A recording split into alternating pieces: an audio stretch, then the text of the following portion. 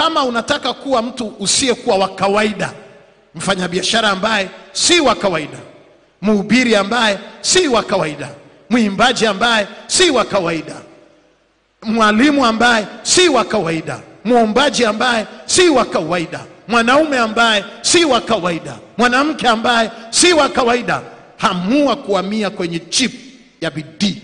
Hamua tu, na ni uamuzi, na unaweza kwa sababu ni asili yako. Ulishawahi kuwa na bidii kabla hujazaliwa. Kwa hiyo wewe sio mtu wa kushindwa kuwa na bidii.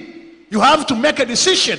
Lazima uamue na uvunje laana ya ulegevu kwenye maisha yako. Hii ni laana ya ulegevu. Kesho, the first tomorrow in the Bible from Africa. Kesho. Kila kitu unaona kesho.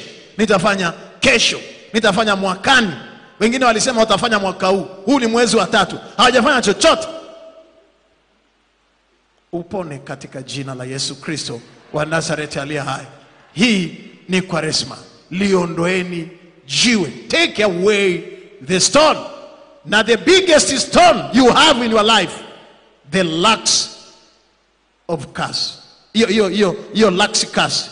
LC, lux curse. Hiyo laana ya ulegevu. Lux curse. Laana ya ulegevu. Na ni jiwe la ambalo limeshikilia watu. Kuna watu wanaachika kwenye ndoa kwa sababu ya ulegevu. Nitatandika kitanda, nitatandika baadaye. Ngoja nimalize kutuma message. Ngoja nimalize mpaka mume wako anarudi kazini na kukuta bado hujatandika kitanda. Anasema nimeoa jini au binadamu. Baadaye. Laana ya ulegevu. Laana ya ulegevu.